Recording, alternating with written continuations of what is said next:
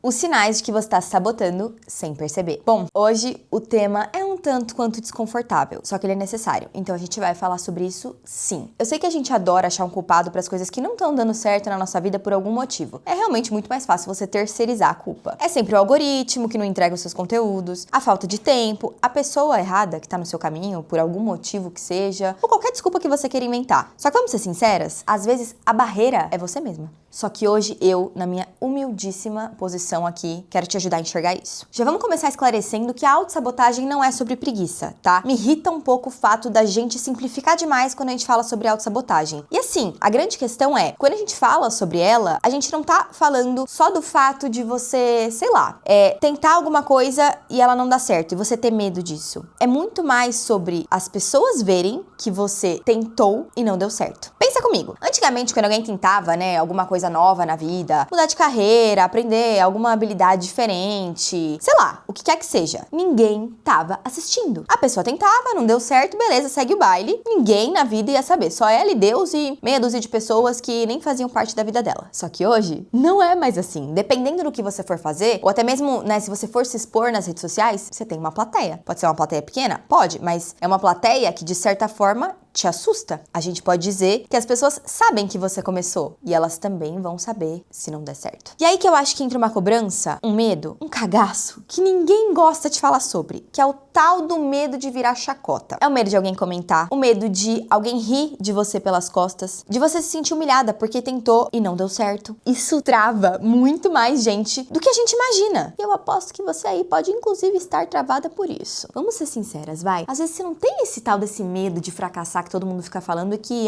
tem essa paciência, né? Você tem medo de fracassar sendo vista, entendeu? Tem uma diferença muito grande. Uma outra coisa que eu preciso dar o devido nome aqui pra vocês, porque é uma dor muito atual e eu não sinto que as pessoas falam sobre isso com o devido peso que deveria, são as telas. Não é só sobre rede social, não, tá? É o celular em geral, telas, televisão, computador, enfim. É aquele hábito de, só mais uns minutinhos, que vira 1 hora, 2, 3, o seu dia inteiro rolando o feed. Tem aquela desculpa de, ficar procurando referência, mas vamos combinar que isso daí também é só mais uma forma de comparação. Salva um monte de coisa numa pastinha de, fazer depois e tal, e no fim das contas você nem abre essa pasta depois. E aí no fim do dia o que acontece? Nada saiu do papel. Nada saiu da pastinha de salvos pra vida real, entendeu? Vamos olhar pra essa bomba, pra essa loucura do jeito certo, tá bom? A gente simplesmente não vai no banheiro sem o celular. Você vai no banheiro sem o celular? Duvido. A gente come com o celular, tem que estar vendo alguma coisa, um vídeo, um negócio. Com o celular, a gente faz absolutamente tudo.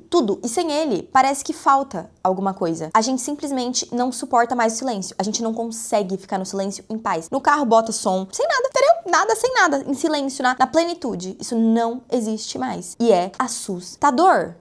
Parece aquelas cenas de filme de terror, sabe? A gente sendo literalmente engolida pelas telas, a nossa vida, tempo de vida, escorrendo entre os nossos dedos e tal. E a gente nem percebe, gente. A gente tá ali quietinha, rolando feed, só vendo a vida dos outros acontecer. Vou falar uma frase porreta, tapa na sua cara, murrão. A gente vira plateia da vida alheia, da vida dos outros, e esquece de ser protagonista da nossa. Vocês estão entendendo o nível disso? E aí que eu conecto com o que eu falei no começo do vídeo. É aí que a sabotagem fica ainda mais fácil. Por quê? Porque é muito mais confortável você ficar rolando o feed do que você encarar o medo de tentar e ser vista tentando. Mas calma, não se desespera agora não. Eu falei tudo isso, mas eu não quero que você entre numa paranoia também. Eu vou te dizer algo pra tranquilizar, não pra você tirar, não dar a devida importância pro que precisa. Mas, se você se reconheceu em tudo isso que eu tava falando, você não tá sozinha. Você não é uma estranha, uma perdida, qualquer coisa que você pense de ruim sobre você por estar passando por todas essas coisas. A gente tá vivendo uma coisa que, gente, literalmente, a humanidade nunca passou antes. Nunca. Não tem um momento na história que a gente pode, sei lá, olhar pra trás e falar, tal geração também passou por isso, faz parte. Não tem. Isso nunca aconteceu. Nunca teve tanta gente o tempo todo preso, assim, numa tela, Tanta gente presa numa tela, que foi pensada justamente por pessoas que estudam. Gente, estudam sobre como prender a sua atenção. Você tá entendendo? tudo isso é feito pra te captar, te sugar, te prender. E aí que entra justamente o ponto que eu falei de que você não deve deixar de dar a devida importância pra isso. Por quê? Não é porque algo é extremamente comum, que acontece com muitas pessoas, que você deve normalizar, que você deve simplesmente viver uma vida no automático e não se questionar sobre as atitudes que você vem tomando na sua própria vida. De verdade, eu tô falando no fundo do meu coração, isso é muito, muito perigoso. E justamente o fato de ser algo, né, muito comum agora na humanidade como um todo, é que existe o perigo da gente nem se dar conta do tanto que a gente já perdeu por conta dessas benditas telas. Mas se ainda estamos vivos, existe chance pra mudança. Dá pra gente retomar as rédeas da nossa vida e mudar a forma como a gente vem lidando com tudo isso. Então, talvez o primeiro passo não seja tentar resolver tudo de uma vez, até porque não vai dar, né? Então, pra mim, pra você, pra todo mundo, a melhor coisa a se fazer nesse momento talvez seja não se cobrar como se o problema fosse só seu. Não é não se cobrar como um todo, mas é não achar que isso é uma coisa sua, isolada. E começar a olhar pra isso com a seriedade mesmo e o perigo que existe aqui. Antes que a gente literalmente pisque,